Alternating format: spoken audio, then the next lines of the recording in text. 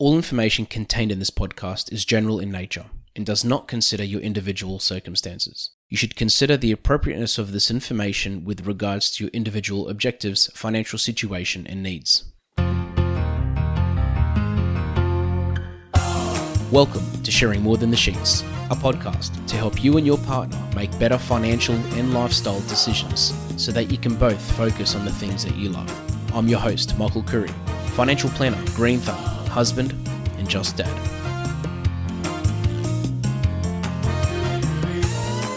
This episode is off the back of probably 10 conversations that I've had just in the last couple of months with clients, and it's really sparked a bit of a thought in my mind. And the question is, are you robbing yourself? Are you robbing yourself? Are you robbing your future self?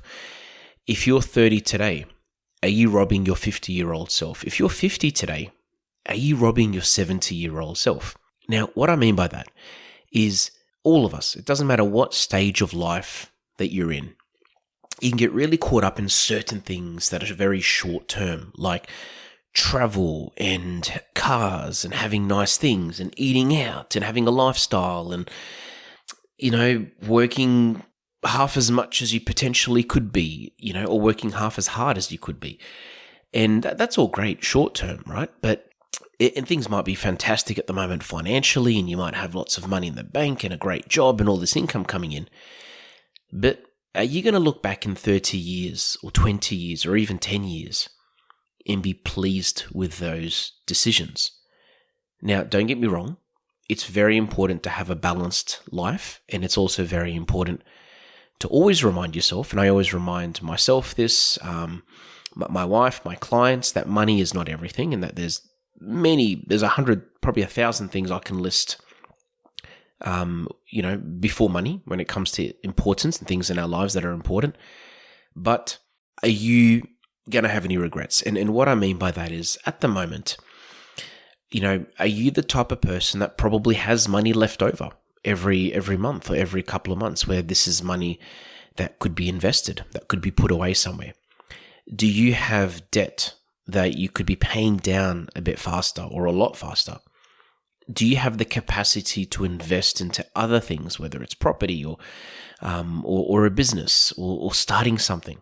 If you were to implement just a couple of changes in the way you manage your bank accounts, would you be saving more money? All these things are questions I really want you to ask yourself and just think, okay, am I going to look back in 10, 20, 30 years and be pleased with these decisions? Or am I going to think, what were you thinking?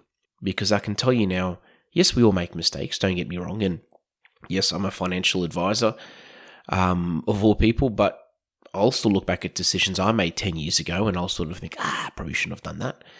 But in hindsight, it's a wonderful thing, obviously, but it's more about how many of those decisions are you going to regret. Yes, of course, we're always going to look back and wish things were slightly different, or we did things differently, or we didn't buy this, or we didn't sell that. But if you can minimize those things, and if you can make good decisions and make calculated and informed decisions, then you're lessening the chance of having any regrets, and you're lessening the chance of robbing your future self, robbing your future children, robbing your future partner. Because I can tell you now, there's two types of people. There's lots of different types of people, but there's two different buckets I'm going to talk about, where when I meet someone that's, say in their 50s and 60s, there's either two scenarios they usually fit in.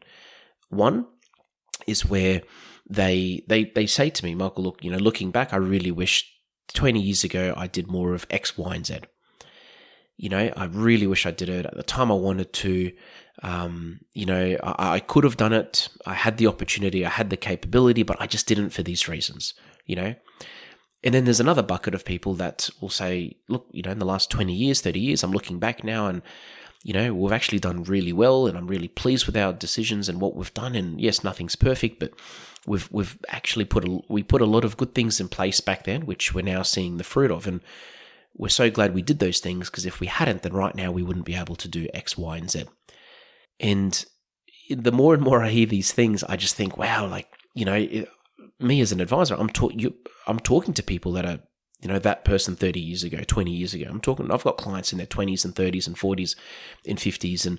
And these are people I'm talking to all the time. And you listening to this, you're most likely in that age bracket. And it doesn't matter even if you're in your 60s, you want to look back in 20 years and be or even 10 years and be glad of be pleased with the decisions that you make and you want to be made. And you want to be glad that you made those decisions.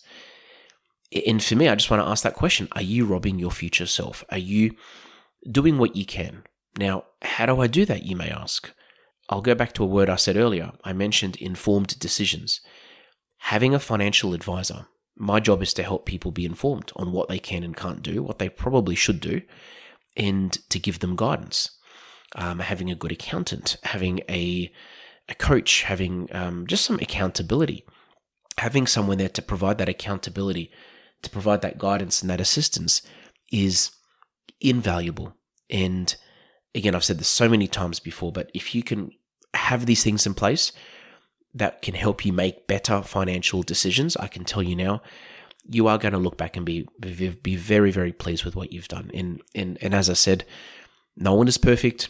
You need a good balance in life, but you just need to make sure that you are making the right decisions. Now, a lot of people I meet want to do certain things. They want to do better, but they don't because they don't know where to begin. They don't know who to speak to.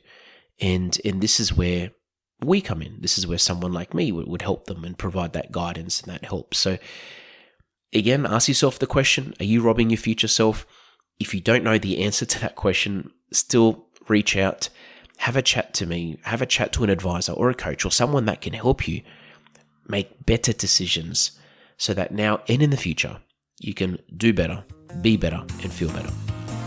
Thanks for joining us on Sharing More Than the Sheets. Please make sure you subscribe to be updated with future episode releases, and feel free to share this episode with any friends or family that you think it might benefit.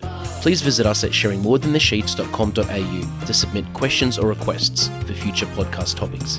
These podcasts have been brought to you by Better Financial Planning Australia. To book a 15-minute phone chat, visit betterfinancialplanning.com.au.